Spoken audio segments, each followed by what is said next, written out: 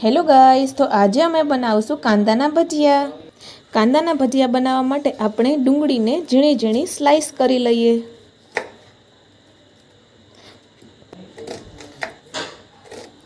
આજે તો ખૂબ જ સરસ વરસાદ પડી ગયો અને ડુંગળીના ભજીયા ખાવાનું મન થઈ ગયું, તો વિચાર્યું કે ચાલો આજે આપણે ડુંગળીના ભજીયા બનાવી નાખીએ.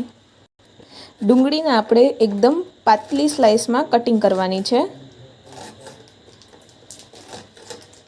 આપણે કટિંગ કરેલી ડુંગળીને છૂટી પાડી લઈએ. એકદમ પતલી સાઈઝ કરીને હળવા હાથેથી એમને છૂટી પાડવાની છે. કાંદાની અંદર આપણે સૌ પ્રથમ પહેલાં ચણાનો લોટ નાખશું, પછી થોડો જરૂરિયાત પ્રમાણે ચોખાનો લોટ નાખશું. ચોખાનો લોટ નાખવાથી ભજીયા એકદમ ક્રિસ્પી બને છે. પછી લીલું મરચું નાખશું અને પછી એમની અંદર આપણે કોથમીર નાખશું. મસાલાની અંદર આપણે પહેલાં 1 ચમચી હળદર નાખશું. પછી આપણે લાલ મરચું નાખશું. લાલ મરચું તમે જેટલું તીખું ખાતા હોય એ રીતે નાખી શકો છો. 2 ચમચી. પછી 2 ચમચી આપણે ધાણા જીરું પાવડર નાખશું. પછી સ્વાદ અનુસાર આપણે નમક એડ કરશું. એની અંદર થોડો આપણે ગરમ મસાલો એડ કરશું. 2 ચમચી આપણે લીંબુનો રસ એડ કરશું. હવે જરૂરિયાત પ્રમાણે આપણે એમની અંદર પાણી એડ કરતા જશું. પહેલાં બધું મિશ્રણ આપણે સરખી રીતે ભેળવી લેશું, મિક્સ કરી લઈએ. થોડું થોડું આપણે જરૂરિયાત પ્રમાણે પાણી નાખતા જશું અને બધું મિક્સ કરતા જઈશું. હવે આ બધું સરસ રીતે આપણું મિશ્રણ તૈયાર થઈ ગયું છે. આ આપણે એક તવીમાં તેલ ગરમ થવા માટે મૂકી દીધું છે. તેલ ગરમ થઈ જાય ત્યારબાદ આપણે તેમની અંદર કાંદાના ભજીયા પાડીશું. આપણું તેલ ગરમ થઈ ગયું છે. હવે આપણે તેમની અંદર ભજીયા પાડશું.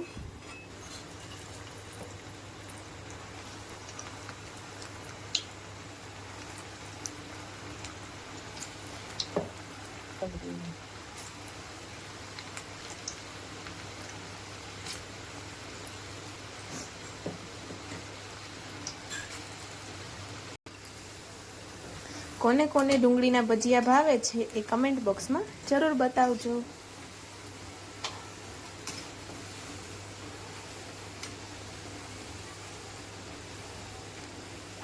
ભજીયાને આપણે એકદમ ક્રિસ્પી થવા દેવાના છે. ગેસની ફ્લેમ આપણે એકદમ ધીમી રાખવાની છે.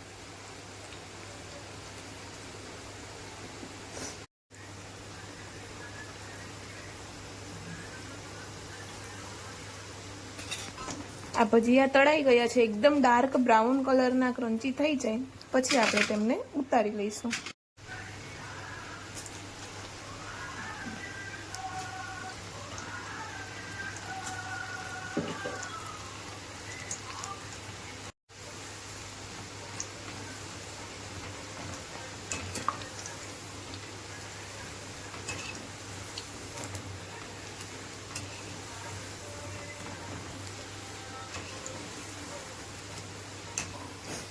આમનો ડાર્ક બ્રાઉન કલર થઈ ગયો છે. હવે આપણે ભજીયા તળાઈ ગયા છે. હવે આપણે લઈ લેશું.